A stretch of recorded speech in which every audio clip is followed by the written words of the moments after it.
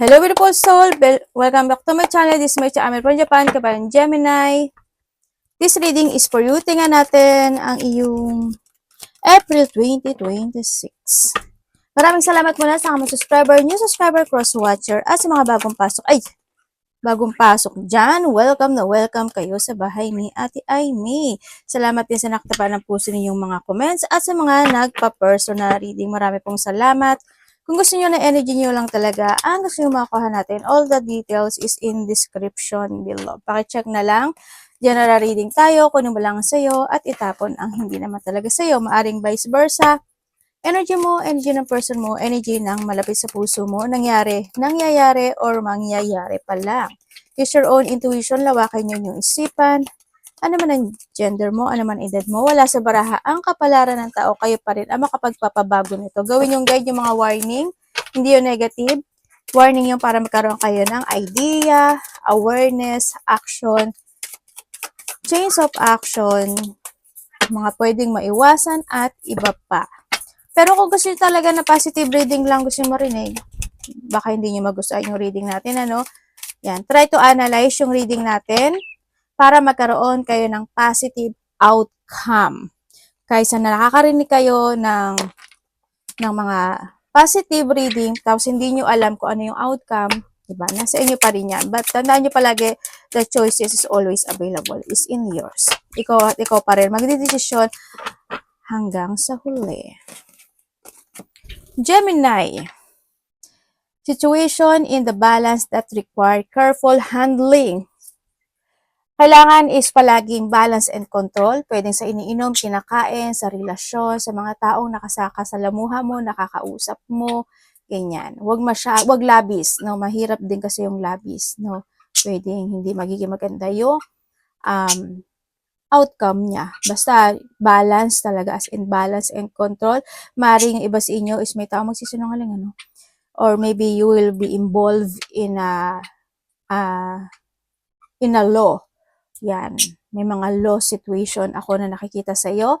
Younger woman, dealing or relationship with a younger woman, pwedeng ikaw ito or someone is connected sa iyo. Pwedeng ganun.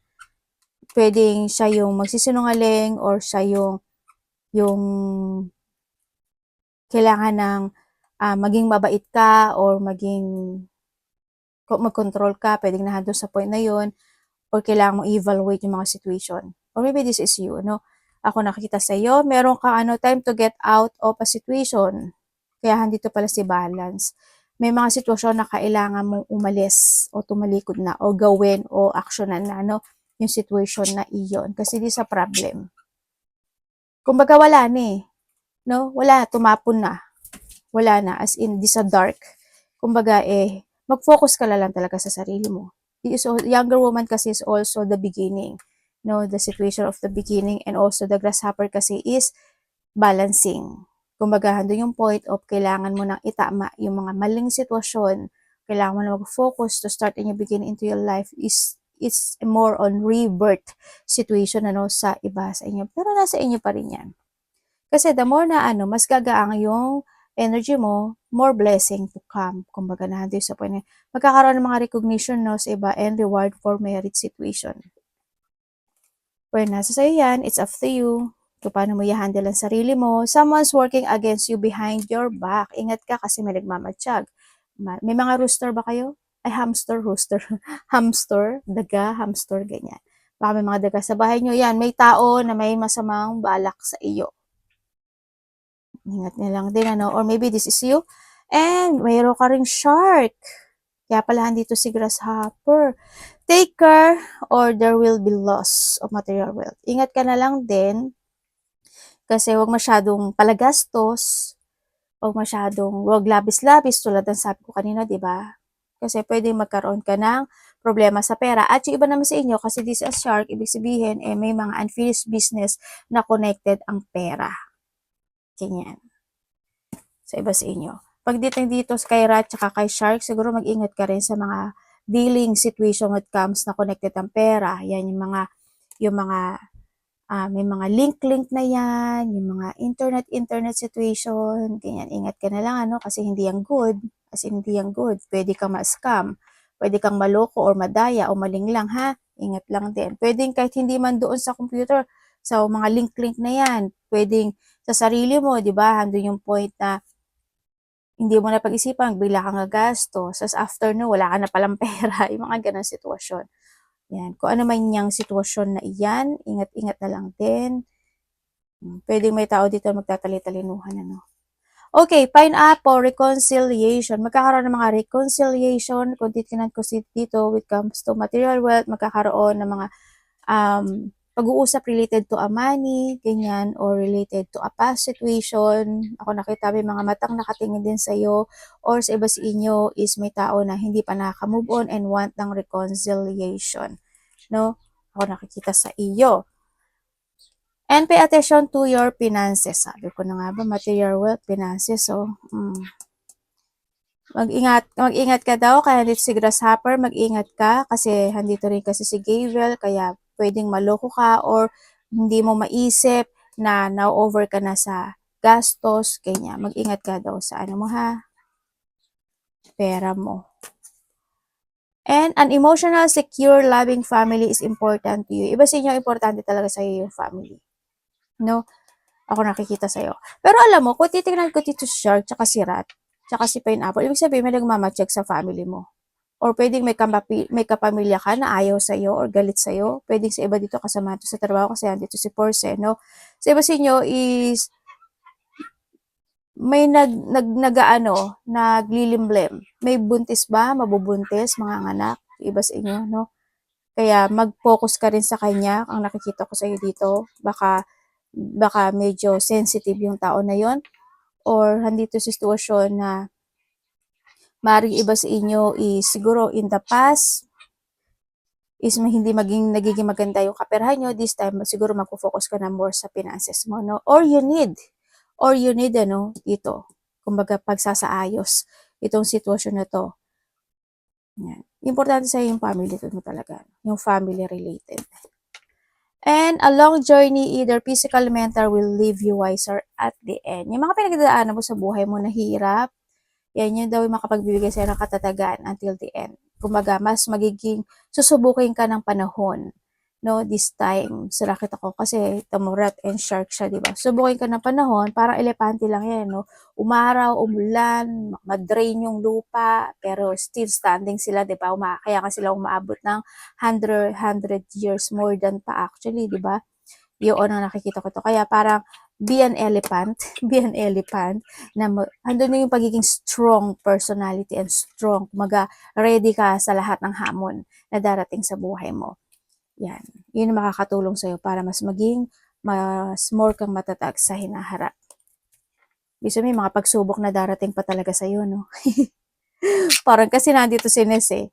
Ibig sabihin, may mga pagsubok na darating sa'yo. And also, kung sa pera, may mga pagsubok na darating pagdating sa pera sa'yo. Kaya ingat ka na lang din, ano, dito sitwasyon. And, syempre, inner peace, simplicity, and meditation. Iba sa inyo, siguro mga nagme-meditate na kayo, o kaya mas more na magiging mahinahon ka this time, mas hindi ka na magiging pabigla-bigla this time, mas more ka siguro mag-focus sa sarili mo, ganyan. Kumbaga pwedeng handong sa point na hindi ka na masyadong kasi you are more focusing to your finances, diba? Or you need to pay attention to your finances. Baka nahadong na sa point na yun, magpipigil ka this time, ganyan. Yan dito nga si pineapple, diba? May mga tao na magiging unfair sa'yo. Sana hindi ikaw ito sa kanila, no? Yung magiging equality, no? Yung unfairness. Sana hindi ikaw ito, pero kung sa iba sa inyo is may tao na magiging unfair sa'yo, ganyan. Halimbawa, kung alam niyo naman siguro yung unfairness, yung mga unfairness situation, di ba? Yan. And also, pagmamatsyag, ingat kayo sa mga pagnanakaw. Ngayon, lalo na ngayon, ano, ingat kayo kasi ngayon, medyo mahirap ang buhay, pwedeng mga mawala, may mga manakaw, mahulugan ka ng mga gamit. Yan, may mga exploitation or caution to ingat ka. Pag-iingat sa sitwasyon. Kumbaga dito sitwasyon, hindi lahat ng nakakausap mo is good para sa'yo sa tingin mo, no. Kasi medyo may tao na ano tawag dito? May pangliling lang o lilinglangin ka. Donation, prayer, religion. Okay, nandun yung point na maaring may tutulungan ka dito sa sitwasyon or nandun yung point of pagtulong situation. Ano, handun din yung praying mo, yung hope in some aspect of your life na sana malakpasan mo kasi andun si elephant, malakpasan yung sitwasyon sa family ko, sa akin, sa ganito, sa ganyan, sa gano'n. Nandun yung point na yun, ano, sa iba, sa inyo. Yan, may mga dadaanan ka daw na stress situation, maaring iba sa inyo, medyo mape-pressure ka o kaya malalack of sleep ka, kulang ka sa tulog, pagising-gising, late na natutulog or maaga nagigising or night shift ka. May mga makakaramdam ka na minsan masakit yung ulo mo, yan, may mga ah, headache situation, may mga ikaka-worrying situation, ano, na pagdadaanan. Kaya, be calm lang din. Tsaka, pag-isipan mo talaga maigi bago mo aksyonan, desisyonan, magsalita, i-pursue yung sitwasyon para hindi rin mag-mess, no, yung situation kasi may rat and shark tsaka nandito to, no, para maiwasan. Okay. Kailangan always balance, mga ininom, kinakain, no, sa sarili, physical, emotional, spiritual, tandaan niyo palagi. Baka nakita ka ng repeating numbers, 101, 1221, taking initiative, and starting over. Gemini, this is the time to start a new beginning into your life. Ibig sabihin, the 1 kasi is the starting, the 0 is the ending, and the 1 also the starting. Ibig sabihin, 1 is ikaw ito, no? And 1 plus 2 is equal to 2. Andito si grasshopper, the balancing and controlling, no? May mga time talaga na kailangan mo nang itama or actionan, no? Intelligence, dynamic, making a difference, failures, personal or spiritual development. Oh, this is you. Ito yan, no? Yeah, yung mga meditation, praying situation, no? Happiness is linked to self-expression, growth, and experience. Elephant, yan, ano? Learning from the failure is key. Kailangan nyo talaga learning from the past. Happiness is real, possible, and around. Understand its process and the pursuit of it. Joy is fluid, is in the little things and the big ones. Fail are fun. Start fresh. Ito, sabi ko yun, start fresh ka na. Start a new beginning. Have faith. Have faith. Be calm. Focus to yourself. Kailangan mo na tumulikod sa isang sitwasyon mo sa buhay mo. Kailangan mo na mag-aksyon at hindi magstay or ma-stagnant kung sa aspeto ng buhay mo. Na yan. Tingnan natin ang energy ni Gemini.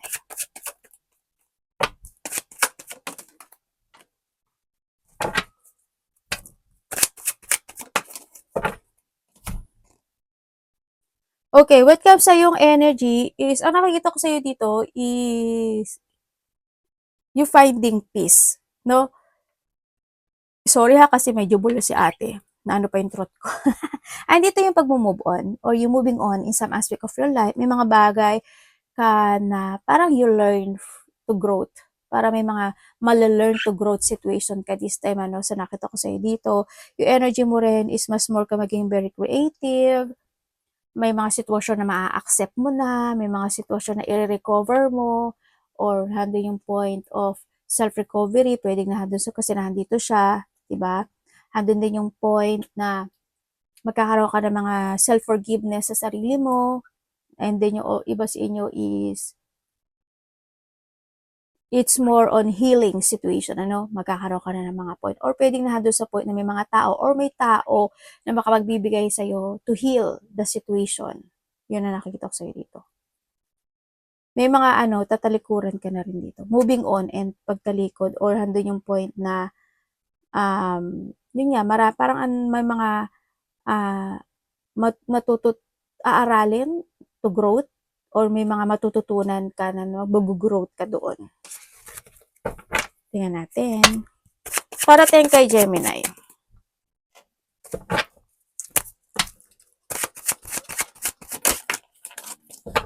Pwedeng may mga tao dito or may tao na tutulong sa'yo to move on or to recover, no?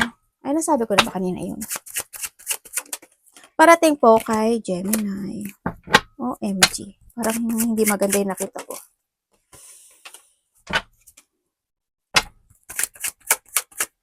Sabi ko sa'yo, hindi magkakita na. Devil. Nakita kasi ako sitwasyon. Okay, parating sa iyo. Okay, Gemini, parating sa iyo is merong sitwasyon na nangyari noon na mauulit muli ngayon. Or may sitwasyon na paulit-ulit na nagaganap. Yun ang medyo iwasan mo. Halimbawa, nagkahiwalay kayo ng boyfriend mo. Tapos, nagkahiwalay na kayo pero syempre nagkabalikan kayo. Mauulit muli yun. Nangyari sa inyo. Ganun. Lalo na kung siya yung nagloko, di ba? Bakit ka babalik sa isang tao na siya yung nanakit sa iyo? Yung mga ganun. Vice versa tayo yung mga ganun sitwasyon. Kasi, the more na ipipilit natin yung isang bagay, isang sitwasyon sa buhay natin, the more na mas magiging masakit sa mga susunod na chapter. Alam mo yun? Yun. May mga ganun sitwasyon. May mga paulit-ulit na sitwasyon o may mga sitwasyon na nangyari noon na maulit muli ngayon. And then also, ang parating sa iyo is, yun nga, may mga time daw na ma-focus ka sa nakaraan, may mga stress, anxiety, depression, or worrying situation, or nahandun yung point na makakaramdam ka na yung buhay mo is in a same pages. Parang nandun sa point. Parang nagiging same pattern. Parang same, walang nangyaring ganun. Yun ang nakikita ko. And then, ang parating din sa iyo is, magkakaroon, kasi may lungkot, may mga broken situation, may mga pag-aaway o puot o hindi pagkakaunawaan, and then also is, may movement, ako nakikita, ibig sabihin, may isang sitwasyon na mabilis siyang mangyayari. Either may tatalikod, may aalis, or, yun na nakikita ko.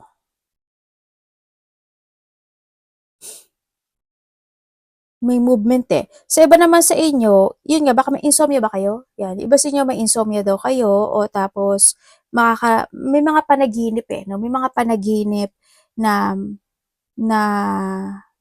maganda. Well, maganda man siya o pangit, hindi ko alam. Sa iba sa inyo, may mga panaginip, may mapapanaginipan ka raw na taong mahalaga sa'yo, or tao na parang either hindi mo siya kakilala or nilak ka niya o nilak mo siya, mga ganon. May mga panaginip na ganon. And then also, there's an outgoing situation. Pwede may mga paglabas, may mga kasiyahan, may mga pag-aaya, no? Yun ang nakikita ko sa iyo dito. May mga travel din ako nakikita, malayo man o malapit, there's a travel situation. May magbibigay daw ng payo, opinion sa iyo, or maybe this is you sa kanya. Someone's blocking, pwedeng dilak mo siya o bilak ka niya, mga ganon. May financial problem kayo? Okay.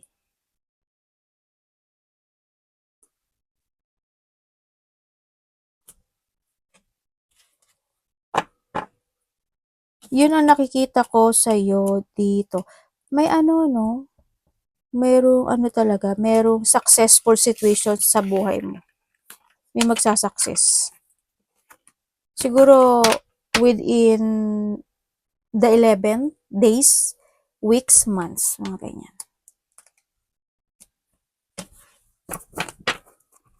Yung nag-uusapan ka rin, Gemini. Andito ka talaga kaya pineapple. You are the apple of the eye ng mga taong nasa paligid mo. Or pwede na yung point na marami ka makakausap. O may mga taong makikipag-usap talaga sa iyo. Magkakaroon na maraming connection or magkakaroon ng mga bagong connection sa iba. Pero may paglayo yung iba. Yung iba, lalayo, aalis, ganyan. Love. Kapatid, anak, magulang, karelasyon, kaibigan, pamilya. May pag-aaway dito, no? Okay. When it comes sa love, kung ikaw is single, yes, may parating. ako nakikita, actually magkakaroon ka ng choices. Sa iba dito, magkakaroon ka ng choices. Sa iba naman sa inyo, mapapasok kayo sa third party relationship. Kaya mag-ingat ka, wag pabigla-bigla. Okay? Baka ikaw is maging isang option in life. Okay, kung kayo naman is nagkahiwalayan ng tao na to, o yes, nagkaroon na paghihiwalay, kasi andito na rin si World, actually, isa dito, accept na niya, no, na hiwalay na kayo. Nagkaroon siya ng acceptance. Is there a backstabbing situation, betrayal, nagkaroon. Actually, yung isa sa inyo pinag-isipan pa, no, kailangan ko na ba itong iwan, kailangan na ba maghiwalay, pero hanggang sa dumating talaga na yun. Kasi paulit-ulit, parang na, alam mo, hindi na naging matatag talaga yung situation, no, ng relationship na to.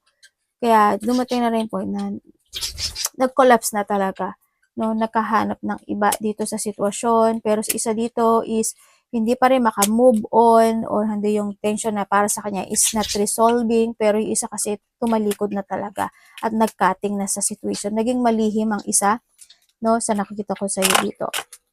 Kung kayo naman is may third party relationships, alam ko naman na alam mo na may third party or maybe ikaw ang third party, ano, yan. Pero kung alam mo naman, nasa sa'yo pa rin yan kasi nasa sa'yo daw yung desisyon na to kung ano yung pipiliin mo. Iba sa inyo LDR kayo, no? Yan. Pero ate, mahal niya ba ako? Hindi. Siyempre, may third party bang minahal ka niya?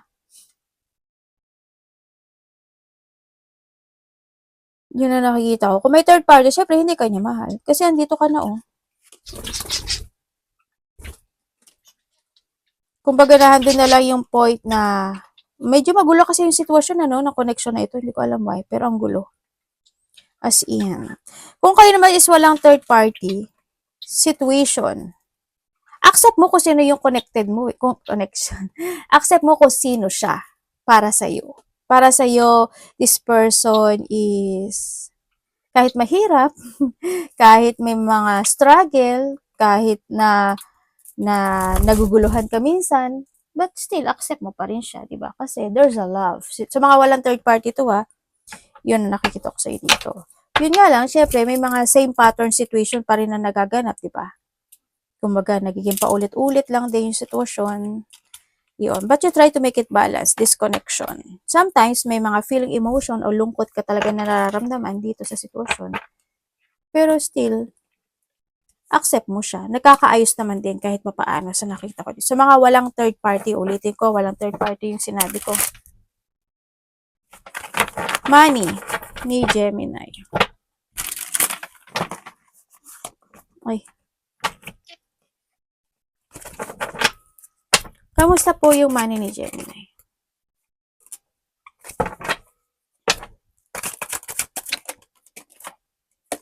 Okay, when it comes sa money mo, nakita ko naman na nag-iipon ka ng pera.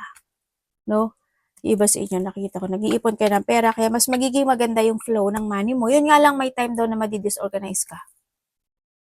Yun ang sabi. Madi-disorganize ka. Siguro, halimbawa, may ipon ka, tapos bigla mong malalabas, ganyan. O kaya, yung ipon mo, unti-unting lalabas, kasi kailangan mong suportahan to, kailangan mong bigyan to, kailangan mong regaluhan to, yung mga ganong sitwasyon.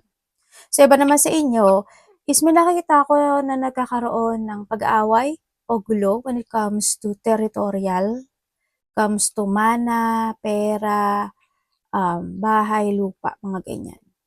May ganun ako nakikita. Yan. Sa pera mo, maging organize ka. May mga time daw na madi-disorganize ka. Or maybe, may tao na magbibigay sa'yo or ikaw ang magbibigay o suporta o bigay pagdating sa pera. Hindi ko alam in what way. Siguro, bibigyan mo siya, suporta mo siya, regaluhan mo siya.